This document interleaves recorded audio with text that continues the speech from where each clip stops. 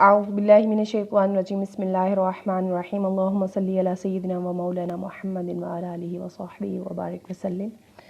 मेरे तमाम देखने वाले बहन भाइयों को मेरी तरफ से अस्सलामु अलैकुम व रहमतुल्लाहि व बरकातुहू। अल्लाह तबारक व तआला का बड़ा बेपाया लुत्फ़ व करम है और उसकी ख़ास अनायत है, उसकी अता है, सख़ा है कि उसने एक और दिन हमें अता किया अपने महबूब सल्लल्लाहु अलैहि वसल्लम की ज़ात अक़दस पर दुरूद व सलाम पढ़ने के लिए और हमारी तौबा अपनी बारगाह में कबूल करने के लिए।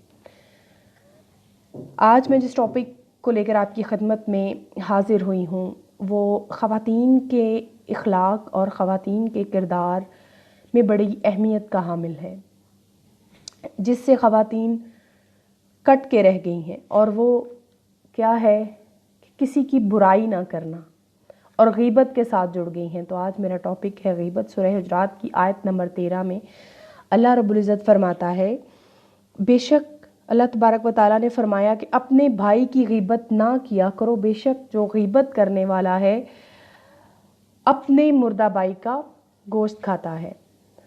अब ये फरमाने इलाही है, यानी मुर्दा भाई का गोश्त खाना। तो इसके हवाला से एक सवाल उठा जो किसी ज़रिया से मुझ तक पहुंचा। किसी मेरी बहन ने, किसी बेटी ने सवाल किया कि जो बेटी अपने वालिदैन को अपने ससुराल वालों की बात पहुंचाती है तो ऐसा करना क्या गुनाह है। तो सबसे पहले मैं आपको एक बात बताऊं कि गीबत होती क्या है। गीबत वो चीज़ होती है कि जो शख्स वहाँ मौजूद ना हो और उसकी गैर मौजूदगी में उसके बारे में कुछ ऐसे अल्फाज का इस्तेमाल करना या ऐसी बात कहना जो उसे पसंद ना हो, गीबत कहलाता है। अब वालिदैन के साथ बेटी का ताल्लुक़ वास्ता बड़ा मजबूत होता है।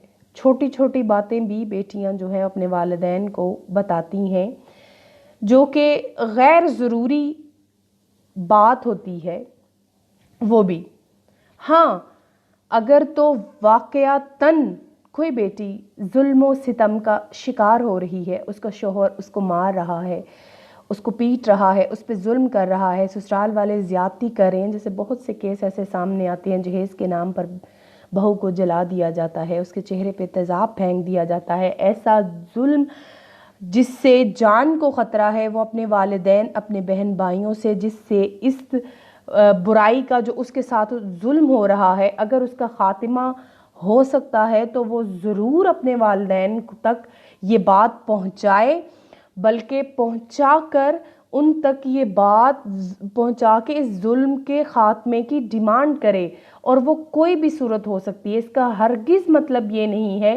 गीबत वो है कि सास ने अगर कहा कि बेटा ये सूट ना पहनो तो गुस्से में आके माँ को बता दिया। सास ने अगर कहा बेटा फ़लाँ जगह नहीं जाओ तो अपनी माँ के साथ मिलके उसकी बुराई कर दी। सास खाना ऐसे खाती है, सास मेरी कपड़े ऐसे पहनती है, या बिला वजह की कोई बुराई करना, वो गीबत कहलाती है। लेकिन अगर जुल्म हो रहा है और उस जुल्म पर आवाज़ उठाना और अपने वालिदैन को बताना कि मेरे साथ ये ज़्यादती हो रही है, ये गीबत के ज़ुमरा में नहीं आएगा। इसमें थोड़ी सी गुंजाइश दी है दीन इस्लाम ने। जुल्म को सहना भी जुल्म है, तो गीबत को और जुल्म को जानकर फिर जो है ज़िंदगियाँ जिएं, बिला वजह किसी की गीबत ना करें। राह चलते हमारी ख़वातीन, माएँ, बहनें, बेटियाँ गीबत करती हैं, बुराई करती हैं, जिस शोहर का खाती हैं उसका बुरा मांगती हैं, जिन ससुराल वालों का खाती हैं उनका बुरा मांगती हैं, उनकी बुराई करती हैं। तो कोशिश करें अपने ससुराल को अपना घर